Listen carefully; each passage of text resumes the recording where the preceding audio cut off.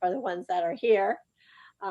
Thank you, everyone that's here. I'm Linda Cassell, and I'm excited to have Dr. Leah Johnson, and she's known in the cannabis community as Dr. Leah. She's very well known, rather famous, in fact. She's a clinical cannabis pharmacist and the owner of CEO of Alchemist, as I pronounce that, cannabis consulting, and she is well spoken and cannabis lecturer across the country and in high demand. So I'm very grateful that she had the opportunity to join us today. I'm thrilled to be here. Please feel free to unmute and ask questions as I go, especially because there's not very many of us. So please feel free. I know that questions come up all the time, and even if it's not on the subject we're talking about, because heck, I'm here, might as well ask me, and I'm happy to answer. So I was going to start my discussion actually with Delta 8, because I just thought that was a big thing going around right now. A lot of questions about it, a lot of unknown knowledge about what Delta 8 is.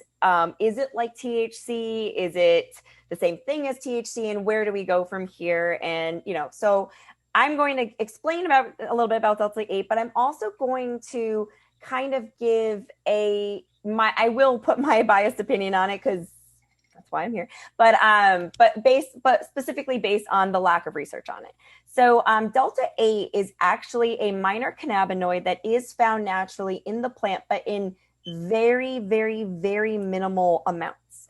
So what we consider THC is actually Delta 9 THC is its proper name. So Delta 8 is Delta 8 THC. So Delta THC, so Delta 9 THC or Delta 9 is very prevalent. It's the after decarboxylation, meaning once you move it from the plant, which has it from the acid, and move it over, what you get is THC is usually the highest, Delta 9. But Delta 8, like I said, is found in very, very, very small amounts in the plant. So what's happened is that in many states without the regulation to allow THC, and even in states that allow THC, people started creating Delta 8 products.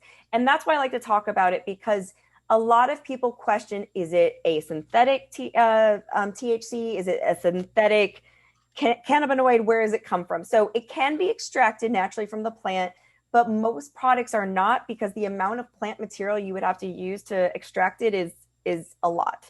And it's a huge waste of material to use for a small amount. So most of the time it's actually used by converting it from CBD to Delta 8 using an acid. Acetic acid is often used, but also is sulfuric acid. So a lot of people get very nervous because of the sulfuric acid, as do I. But again, knowing chemistry and everything, as long as you know how to wash it out properly, you're all set. The biggest question is, do these manufacturers of Delta 8 know how to remove and to wash out the sulfuric acid properly from these products? So the way it actually gets usually made is CBD flower in again, either acetic acid or sulfuric acid. And if you let it sit there for about a couple hours, you're actually going to produce THC. And then once you actually get to the THC level, then you would then keep it in the sulfuric acid, and it gets converted actually to Delta 8 after about a few weeks. So Delta 8, when it gets processed naturally in the plant, is actually when it's converted from THC to CBN. So THC is a natural cannabinoid in the plant, as well as CBN. CBN is the oxidized form of the THC. So when THC is oxidized, it gets to CBN. So that's why a lot of patients who use flower for medication will say, I left my flower out for a long time, and, it's just kind of been sitting there, and it's kind of old, and it kind of looks a little brown, kind of like fruit will start turning brown once it's cut open, because again, that's also the oxidation. So what happens when it oxidizes, it goes from it goes from THC to CBN.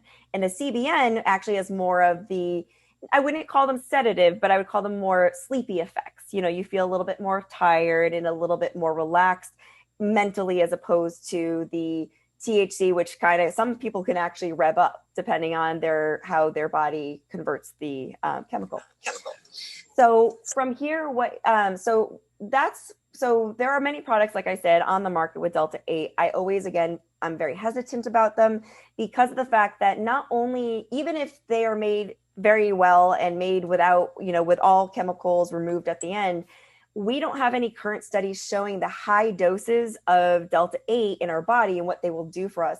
We have lots of research about THC in in different doses in the human body and how it actually integrates with our endocannabinoid system. But for Delta 8, we do not. So we know naturally it only comes in very, very insignificant amounts in the plant. So we need to get more research to really learn. So I always tell people that if you're in a state that can get THC, stick with THC. There's a lot more research on it, and you can always help in alter your THC if you find it's a little bit too sedating for you.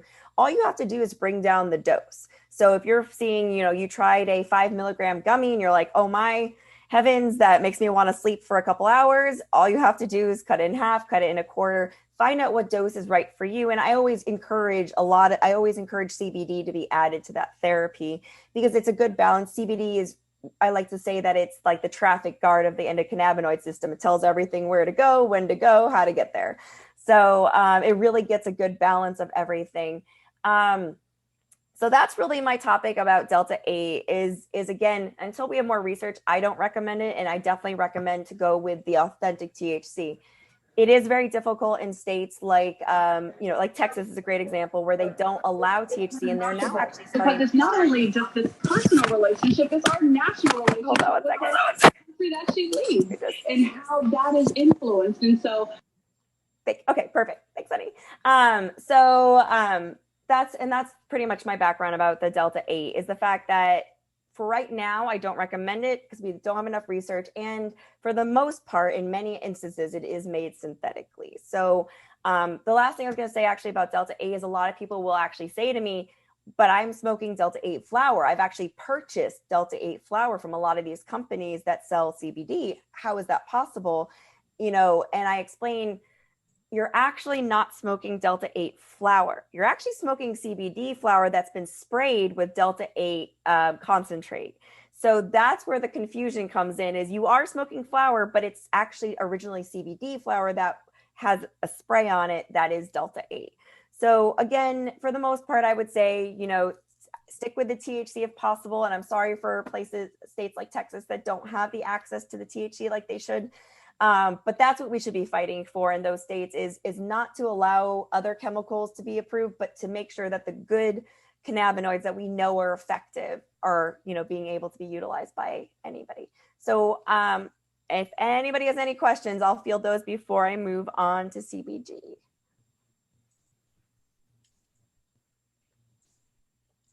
Okay. So no questions, feel free. And if you guys do have questions and you just don't feel like asking them outright, feel free to throw them in the chat and we can get back to them at the end as well. So the next thing I wanted to talk about was CBG. So CBG, actually CBGA. So in the plant, everything is pretty much in its acid form. So you have CBGA, and CBGA is actually called the mother of all cannabinoids because it kind of is. CBGA produces CBDA and THCA, so it produces the acid forms of both. Then when cannabis is decarboxylized, and you do that by heating, by smoking, so anything that heats the product, it has to get to about 250 to 300 degrees Fahrenheit for decarboxylation to happen. So you could do it through vaping where you don't have to worry about the combustibility, and so it's not causing that tar.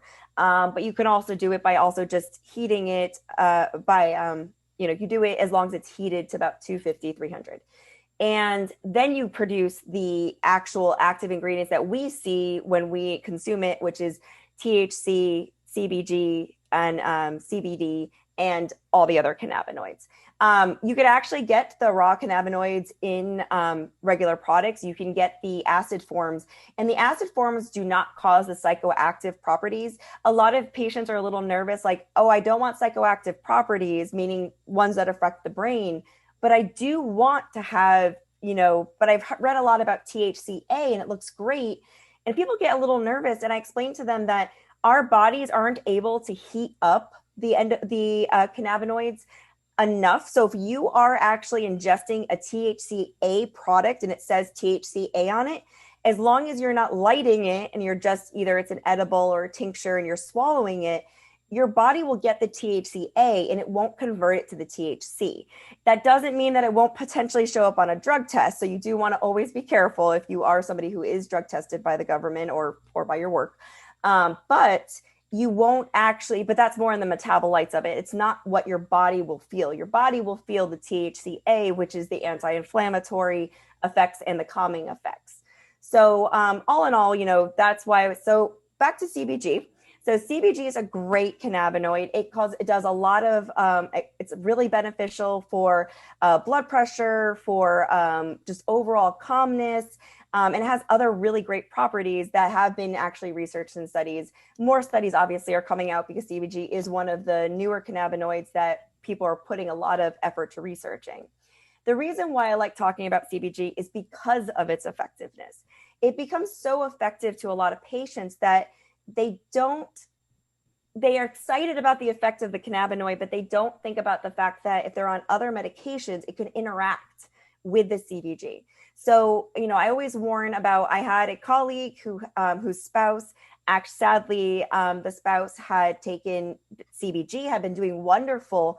And what happened was he didn't tell his doctor, by the way, or physician or provider, that I am using CBG. So the provider had no idea what to do. So this gentleman, he had gone to bed, had used his insulin like he normally did. Ended up that my colleague found him unresponsive, and he had to get he had to get taken to the hospital because he was completely unresponsive due to the fact that his blood sugar had dropped down so low. And I've actually heard I personally have not seen this, but I have also heard of instances where CBD has dropped patients' blood pressure very low. So the reason I mentioned CBG is because it's a great cannabinoid. It's definitely something that people should utilize. So if you see it in a product, definitely don't be hesitant about it. It's very helpful. However, if you're on medications to balance out your system, whether it's blood glucose, your blood sugar, or your blood pressure, make sure that your provider knows what you're taking, and make sure you test yourself more, because the last thing you want to do is to, end up having such a great effect from your cannabinoid therapy that it actually ends up hurting your medicinal therapy or your prescription therapy. So the best thing is you can actually start utilizing CBG, CBD, and the other cannabinoids, and they will help. So as you balance back and forth with your provider to look at your levels, you might be able to actually reduce your insulin, reduce your blood pressure medication based on the use of these cannabinoids. So again, that's why it's always a handheld teamwork approach for cannabinoid therapy, because the provider always should know what's going into your system that might be affecting the medications you're on. So I'm a huge fan of CBG. I think it's very effective. But again, my biggest take home for CBG is just to be very, very careful about about making sure you monitor yourself while you're taking. And that goes really for any herbal, any therapy, because another thing that people don't know about cannabinoid therapy is that it actually goes through the liver. It gets broken down through the liver the same way that a lot of other medications are broken down. So they call this the cytochrome P450 system. So this is also known as the CYPs. So CYP3A4, for example, is a CYP that is well known for breaking down statins. There's specifically atorvastatin and lovastatin and simvastatin. So, it's really, so when you're taking other cannabinoids or other therapies that interact with this, what happens is the body then has to decide, what am I breaking down first? Am I breaking down this statin first, or am I breaking down this cannabinoid first? And sometimes it depends on which one has more affinity for it. And sometimes it depends on which got there first. So for example, if you were to then have your cannabinoid therapy get broken down first, that means your statin therapy has a higher level in the system and it's just hanging out there. And the last thing we all need, I'm sure, Linda, as a nurse, you don't want high levels of statins hanging around in the body. Statins are very effective and they can be great, to help you with cholesterol therapy, but the side effects would get increased if you're using other therapies that use the same enzyme, the same mechanism to get broken down and excreted from the body. So that's why it's, again, always so important to make sure that if you're working with a healthcare professional that understands cannabis, or at least healthcare professional that understands you need to be monitored to prevent these, to be able to potentially reduce medications. Bless you. So that's the most important thing, is just to be careful and to make sure that your therapy is monitored. The last thing that I would like to talk about today is CBN. And recently, CBN has kind of gone both ways. Originally about a year or so ago to maybe 2 years, it was like touted and everybody was all about CBN. And then a lot of research came out that said CBN doesn't work. And then, but then a lot of patients said it did work. And then you had patients that said it didn't work. So there is so much confusion about CBN. So we first off need a lot of we still need a lot of studies in CBN. But the biggest thing is, I find that the biggest difference is how to utilize the CBN. It's not as simple as the chemical, but it's also how you use it and what type of patient you're using it with. If you're using it on a patient that's THC naive, they've never had THC or potentially other cannabinoids in their system, CBN can be very effective for kind of in the same concept as almost like melatonin. Melatonin really should be used for your sleep cycle and to help with your circadian rhythm, but CBN can also kind of help the way that people use melatonin to kind of feel that kind of, not sedation again, but more of just the, you kind of feel yourself kind of getting a little bit not sleepy, but kind of relaxed. And CBN can do the same thing. What I do find what I really do find for CBN is more difficult with its THC or cannabis non-naive patients, the patients who have used cannabis before. And what I've noticed is, first off, there are a lot of products out there with CBD and CBN. You have to know how your system reacts to cannabinoids before you can make a decision on what to use. The reason I say that is because a lot of patients, CBD actually keeps them awake. I use CBD therapy during the day for my, specifically for physical relaxation of my body for the injuries I have in it. So the CBD doesn't affect my brain at all, but it does physically make my body relax. However, it also makes me alert. It also makes me more focused. It actually really helps me for my ADD. So it keeps me on task. And as you can see, I'm a little bit over that. So, obviously I need a little bit more CBD. But the biggest thing though, is the fact to really know, what CBD does for you before utilizing it in a therapy. So I mentioned that because there are a lot of CBN products on the market that are CBD based, meaning that you can buy them, you could ship them over in the mail, you can buy them, over the internet, and they'll be high CBD. And I have patients that say, why are they, what is this? I tried this and it doesn't work at all. Obviously CBN doesn't work. And my response is, have you tried CBD alone for sleep? And if their answer is no, then it's like, there's a good chance the CBD is actually what's causing the issue. So, the biggest thing you want to do is you want to make sure that you are seeing how CBD affects you before you have a CBD and CBN therapy. For those who are cannabis naive, CBN alone could be, has the potential to be very effective.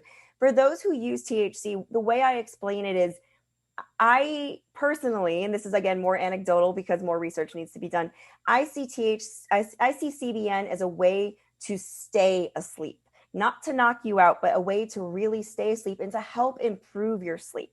So I see THC, for those who are THC users, THC itself, the inhaled THC, is really the best way to kind of get that mental relaxation, especially if your insomnia is due to anxiety. You definitely want to quiet your brain.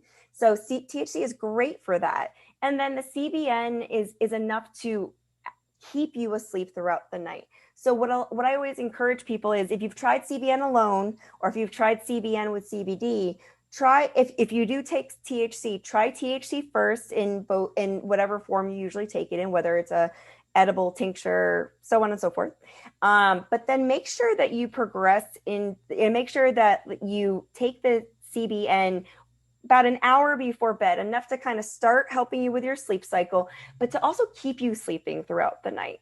And I found that I found with patients that I've tried. I actually did my own little, not really experiment, but kind of an experiment. Nothing I would obviously write about, but I tried patients with CBD and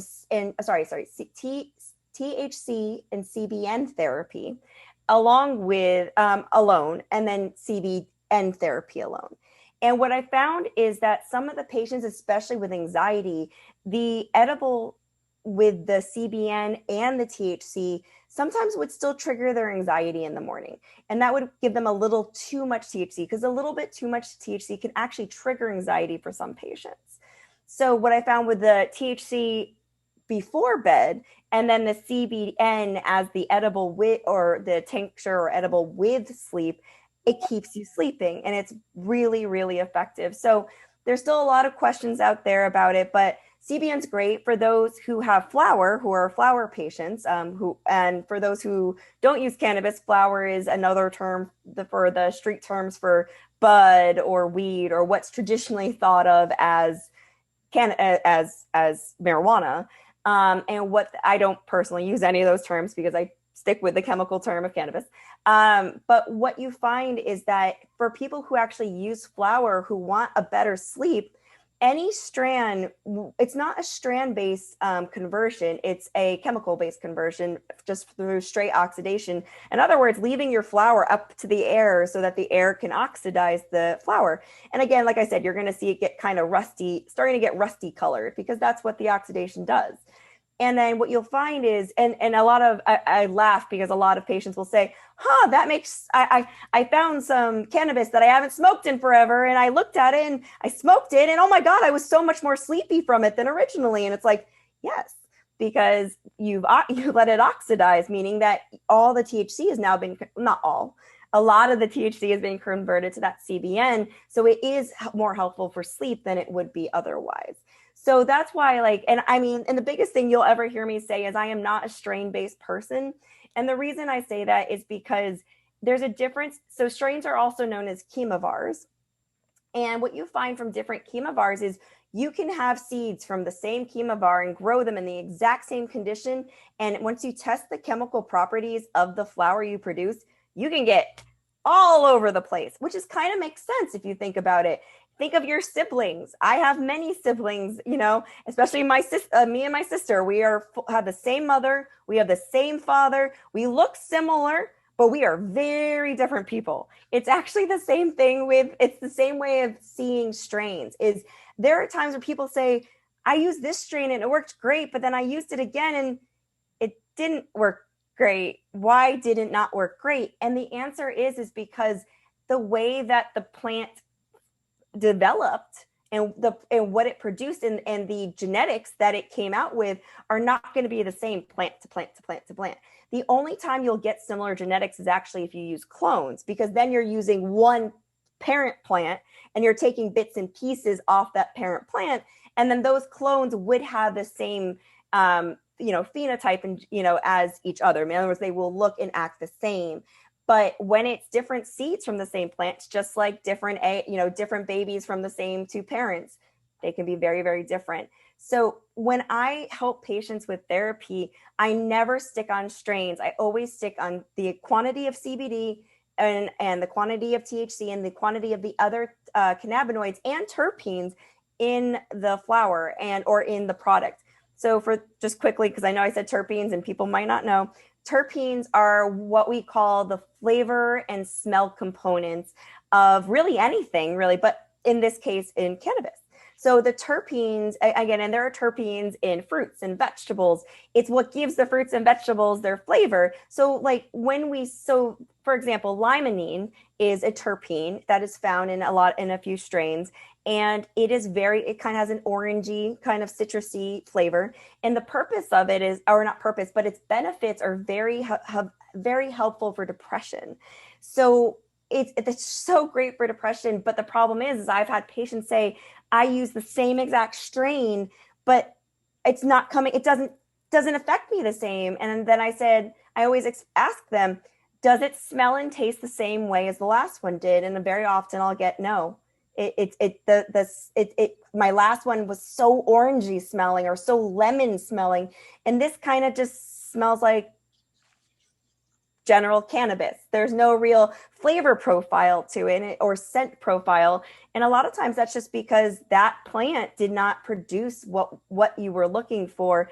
And that's why the answer is don't go for your, don't stick with your strains. You really want to see what's in them. So the best model I like, and it's not in my state, sadly, not in California, but in Connecticut, is my favorite model of a packaging, because they require every single cannabinoid and every single terpene to actually be on the packaging for every product. And the reason why that's so important is because if a patient says this profile works for me, then it doesn't matter what it's called. They look for the bud tenders or the pharmacist, depending, in Connecticut it is pharmacists and bud tenders. They can look on the shelf and actually do a side-by-side comparison and say, you brought me this, you tried this, you liked it, you said this worked good. This has, it's not the same strain, but it has about the same percentage of terpenes you're looking for. It's got the same types of terpenes, and it's got these levels of cannabinoids that are very similar. And what the patients find is it helps them actually decide on a flower base, which is the best flower for them. For patients who use products, it's a little easier, but it is nice because a lot of products are made by isolates, meaning that you might have an isolate of CBD and an isolate of THC and an isolate of CBN. But again, it's not the whole plant. You're missing the protectiveness and the benefits of getting the entire plant there. And that's why I always explain to patients, even if you're getting a CBD product with only 0.3% THC, I always recommend full spectrum. You really want the full spectrum because that's every part of the plant that's been extracted, and the plant is beneficial as a whole. So there's a lot to learn about cannabinoids. There's still a lot that we need to learn about cannabinoids, but and you will hear me say both cannabinoids and cannabinoids. I don't know which is the right way. I've heard both. It's acceptable. So don't quote me on that because I'm a pharmacist and I still say metoprolol and many people say metoprolol. So that's its own thing. But the biggest thing is the plant. So I did see a couple questions. So let me just quickly go into there and make sure I don't miss anything. So okay, so the first question was an anti-inflammatory for somebody who is cannabis naive and not used to any sort of cannabis. So I always say first step is always CBD. I always recommend, always start with a CBD. And the biggest thing is to know where you're getting your CBD from, because there are hundreds of companies that sell CBD and so many products are really, really not effective. And I know firsthand because I actually I tested a ton of CBD products until I found ones that were effective. So I could say, I am not affiliated with any company. I will say My Jane is a great broad spectrum, meaning that it does not have any THC in it. It's a great broad spectrum because it has essential oils in it. It's got essential orange oil and essential cinnamon oil. And the nice thing about the essential oils is it actually helps the bioavailability, which means it helps it get into your system better. So it really does help with the benefit of helping with the anti-inflammatory effect and everything. But the biggest thing is, again, it is broad spectrum. And this is really great for people who have any potential. It's like if you even think or worry about getting tested, you should stick with a broad spectrum because that way it should not have this, and make sure it says no THC in it. You always want to be careful because you have to trust your company. But for example, My Jane is a company you can use. That's broad spectrum. There are a lot of also full spectrum companies. And that's usually what I like to recommend for people because again, you really want all the benefits of the plant. A lot of people are nervous about full spectrum, afraid that the THC will affect them. In these types of products, the THC is in such insignificant amounts. It's the 0.3% THC. You're not going to feel that THC. You're going to feel the you might feel physically like, oh, my shoulders are relaxed. I used to have like really, I could feel the inflammation, and stress in my hands and my back and my neck and my joints. And you will get rid of that. And you don't need to worry about the side effect. Now, again, it all depends on testing. Testing, you do need to be very careful about. But if you're not worried about getting testing, the best really to start off with is a full spectrum CBD product. So like I said, so the broad spectrum would be MyJane is the one, is just an example of one. There are other, and there are many companies that do full spectrum. I would say that I do for full spectrum, I mean, there's actually so many. So like, I don't want to list, but there are good ones, but feel free to reach out to me if you have questions though, because if you want to ask if it's a good one, I just don't want to like feel like I left out a company and have them say, hey, you didn't mention me. Only reason I mentioned MyJane is only because they are one of the few broad spectrums that I think are really effective. The other one is, I will also say that broad spectrum gummies from HempWorks are also very, very effective to use, again, if you're wanting the broad spectrum and not the full spectrum. So I hope that explains about CBD for inflammation.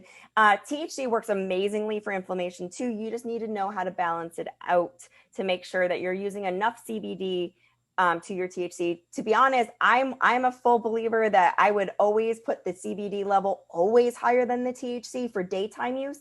The only time I would ever put THC use above or only would be nighttime use. And that's because if people have gotten used to THC therapy, if you use CBD or some of the other cannabinoids at night, they might be able to keep you up. So again, so basically for inflammation, that's what I'd go. So all CBD, yeah. So, and that's another big thing. A lot of people have touted that certain cannabinoids and certain strains are better than others. Cannabinoids are cannabinoids. They, if it's CBG, it's CBG, whether it's from a white willow, like a Charlotte's Web plant versus this plant versus that name of a chemovar, whatever, Hawaiian haze, whatever you want to call the plant. CBD is CBD is CBD. CBG is CBG is CBG, and CBN is, and so on and so forth. They are what they are. And that's why I never, ever, ever go by strain because, again, like I said, strains change. And the biggest thing is to find out what works for you. So I always have with patients, I work with them. And that's the biggest thing to taper. Oh, you're a little bit too energized from this. Okay, let's pull down on the CBD a little bit. Oh, you're a little, you feel a little sleepy. Okay, let's either pull down the THC or let's actually up the CBD. So it really just depends on like what you're looking for. Okay, so I just want to make sure. I do know he left, but I do want to still answer his question if it's here. So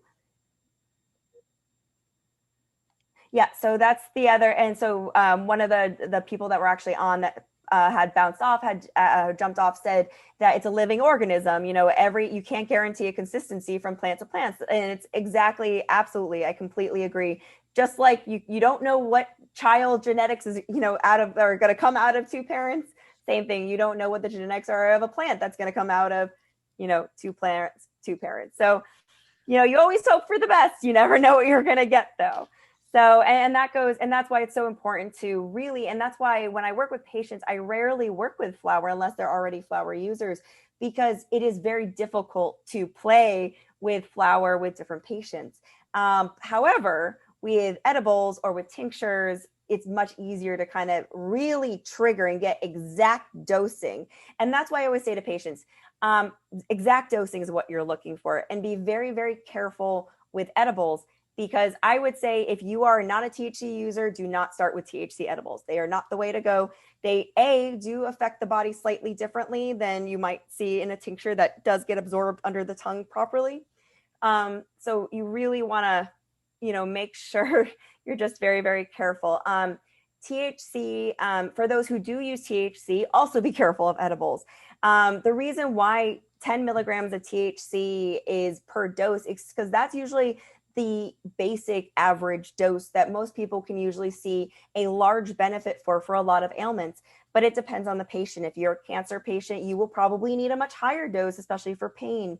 And if you are somebody who, is cannabis naive or has used a little cannabis in the past, you're probably going to be around 1 milligram of cannabis. So you really want to be very careful where that 10 milligrams, the 5 to 10 milligrams, depending on which state, is a good starting place to say, okay, if you take a 5 milligram, it was a little bit too much, you take less. If you're a brand new patient, never tried a gummy, I would literally not start with anything more than about maybe 0.5 to 1.25 if you've never tried THC before, because that's a low enough dose where it shouldn't really affect you psychologically, but at the same time, it will still give you the benefits you're looking for. So let me just, again, please, anybody, you don't even need to post it. You can feel free just to ask, but let me just make sure, throw it up against, so I just want to make sure I'm not missing anything. Okay, I don't think I missed anything. So the biggest thing, so actually I'm really happy, honey, that you mentioned cost effectiveness, because the one thing I always say, and the great thing, and this is actually pretty much more actually for people who are users, who have been cannabis users for a while. I've actually helped a lot of cannabis adult use, as they consider themselves to be adult use, actually transition to medicinal, because they say, I've had so many people say, oh, I've been using THC flower for years. I always use THC flower. I don't use anything else. And I'm like, okay, great. Have you tried CBD flower? And they're like, why would I take CBD flower? That's just silly. And I'm like, well, have you tried it? And a lot of them will say, hemming, hawing. But a lot of them will come to me because they're like, they will explain to me, oh, I've been on THC therapy for forever. And, and it doesn't, and I have this pain in my back, but it's not really helping that. What do I do? And it's like, CBD is great for physical pain. It's great for physical pain. It's also great for physical anxiety. You can also extend if you're a flower user, you can extend your flower use by using CBD with it, because what you find is it's the same kind of, it's the entourage effect. It's the fact of using things together that that have a benefit higher than each component by itself, and more than just a double effect. So what you find is when you start utilizing CBD with your THC therapy, you need less THC therapy. So you actually can use, if you're a flower user, you can use less flower. If you're a vape or even an edible user, you can actually use less. You can actually end up getting a gummy with CBD and less THC than you're used to. That actually will be more effective, especially for daytime use, than you're used to. And that's specifically because the CBD is kind of, like I said, it's the regulator of the endocannabinoid system. It makes sure that THC is being used effectively. So that's the really big thing about that. So it's really, really, really helpful to use CBD flower and to use other things. Roman, you asked a great question. Yes, CBD absolutely does differ between the cannabis plant and the hemp plant. So the first thing there's technically 3 plants. It's very confusing. If you read many different sources, you will literally get many different answers. But there are 3 plants, really. There's the radialis, which is, I don't even want to call it the hemp plant. It is a hemp plant. It is what is used very often. But a lot of times what we call the hemp plant is actually still not, it's not actually cannabis radialis. It is cannabis sativa plant. But there is the medicinal cannabis sativa plant, and there is the non-medicinal cannabis sativa plant. The non-medicinal is the hemp. The medicinal has higher, and the way you'll know it is based on the resin. What you'll see is on a hemp plant, you're not really getting as much of that stickiness. You're not really getting the resin or that you would be getting from the medicinal cannabis plant. The medicinal cannabis plant and they'll both, mind you, they're both the same species and genus, so they will produce the same types of cannabinoids.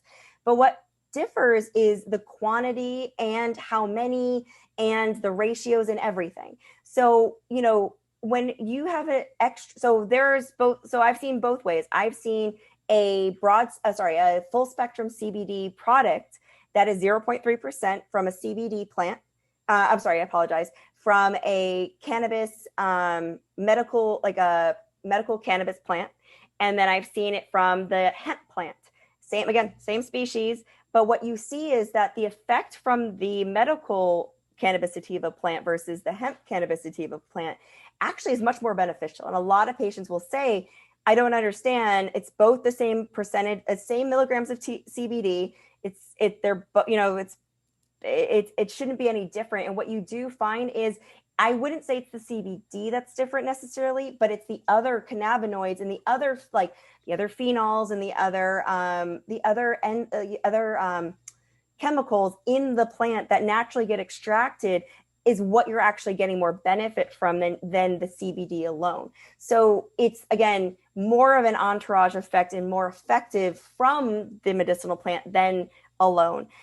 It also depends on what the carrier is, and carriers, what formula or solution you put your product in. So MCT oil, which is also known as coconut oil, is very good to extract cannabinoids from the plant. However, our bodies don't really metabolize coconut oil well. It's not as bioavailable. I mean, we metabolize it, don't get me wrong, but it's not as good as your body's not as good as taking the cannabinoids out of the MCT oil as the cannabinoids were able to go into the MCT oil. So you really want to be careful, because I personally will always recommend an alcohol-based, and I don't mean alcohol-based meaning it tastes like alcohol, but when the extract was done in an alcohol-based, meaning that they used alcohol to remove the cannabinoids, there is potential stripping of the cannabinoids, which I know some people will say, but it strips cannabinoids. It does, but what you find is it actually enters the body better and you feel a bit more effect from it. So I always do recommend to see if there's plenty of CBD oil out there. I usually say if you can find a CBD tincture that is, originally an alcohol extraction, you're going to find more benefit from it than you will from something that is extracted from an MCT oil. So and that's what I find as well. So you just got to be really careful where you're going from. Also, olive oil it gets absorbed. The only problem is olive oil also is very, very thick. And a lot of people don't want to put it in their mouth and then swallow it, because again, it's very, very, very thick. And some people are really great about it, but I personally, the olive oil extractions are very effective, but I personally can't get down olive oil. It's really good, mind you. It's very good for your HDL. So for those of you who would like olive oil, it's really good for it increases your good cholesterol and it decreases your bad cholesterol. So it's great for you. It's hard to get down. When I was doing that, I kind of had to chase it with something citrusy to kind of get the oil out of my mouth. And it's the same thing. So that's why I like alcohol-based. Alcohol-based usually comes in, it's not, the whole thing is not alcohol. It's usually like zero, it's alcohol-free type thing, like solution, but it's more of like a very, very, very thin looking oil usually if you get it. And you can feel it penetrating underneath your tongue, which is great. So any questions? Because, oh no, I lost my camera. I must be losing bandwidth. I'm happy to answer any questions.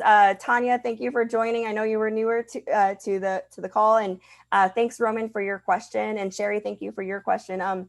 But I'm happy to answer any questions that even I didn't go over. I know I kind of sped through it real fast, and I know there's lots of information, but feel free, because and for those of you who are new to cannabis therapy, start low. Go slow, start low, stay low is really what we say, and definitely start with the CBD full spectrum therapy if you can. And again, I have my information in the chat. Please feel free, reach out anytime if you're like, hey, I was looking for a product. This is what I saw. Any recommend? Is this good, bad, ugly? Let me know, and I'd be happy to. I'm better at the what not to take than what to take. So, I could definitely tell you what to stay away from. But again, all in all, like the point of the therapy is everybody has a different endocannabinoid system. It works differently for everybody. So you have to remember that what might work for somebody else might not work for you. So you need to listen. This is the type of therapy to really listen to your body. If your body says, I'm too dizzy, too much THC. If your body says, I'm too energetic, usually too much CBD. And also, if you don't have any THC therapy and you're on CBD and you're taking high amounts, it can also start causing you to be a little sleepy. So just be careful, and just see how your body feels. If your body feels great from taking a certain product, there you go. Then you've met your endocannabinoid. So, thank you so much, everybody, and if there's no questions, I'm going to send it back over to Linda. Okay. Well, thank you. That was so informative. I always learn so much from your presentations. And every opportunity I have, I always want to get on and hear whatever you're reviewing for us. And that was just so comprehensive. And I want to thank you again, Dr. Leah, and everyone for attending. And any requests for a topic or speakers for next month, you can email to me or put it in the chat or put it on the Meetup site, and we'll have another guest speaker. Yes, this is being recorded, and I will post it, the recording. I forgot. Thank you for mentioning that. Yay. Yeah. And please don't hesitate. Anybody can feel free to reach out to me. I love to answer questions, and I don't always have the answer, so I always try my best. And if not, I'm happy to go digging through the research and get back to you on it. Okay. All right. Well, very good. Thank you, everyone, for coming. Thank you again, Dr. Lee. I appreciate it very much. And I learned a lot from it. And thank you again. Anytime. Okay. See everyone next month. Thank you. Bye-bye. Bye.